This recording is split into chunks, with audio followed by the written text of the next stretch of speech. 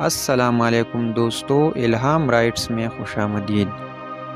اقوال حضرت علی رضی اللہ تعالی عنہ۔ بہترین انسان وہ ہے جو حرص دنیا کو دل سے باہر نکال دے اور اللہ تعالی کی اطاعت میں نفس کی مخالفت کر لے۔ حرص ہمیشہ ذلت کی قید میں رہتا ہے۔ شہوت کی اطاعت دین کو بگاڑتی ہے اور حرص کی اطاعت صدق یقین کو برباد کر دیتی ہے۔ سخاوت کی آفت منت اور دین کی آفت بدظنی ہے۔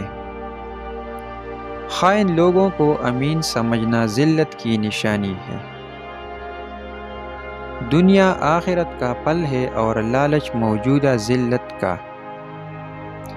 احمق اپنی ذلت کو محسوس نہیں کرتا اور جو شخص نیکی کرے اس کے ساتھ برائی کرنا نہایت ناشکری ہے۔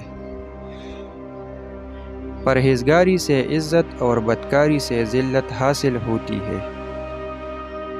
صاحب اختیار ہوتے ہوئے تکبر کرنے سے معزولی کے وقت ذلت پیش آتی ہے۔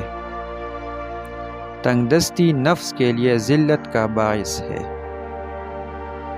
جھوٹا شخص ذلت کے گڑھے کے کنارے پر بیٹھا ہوتا ہے۔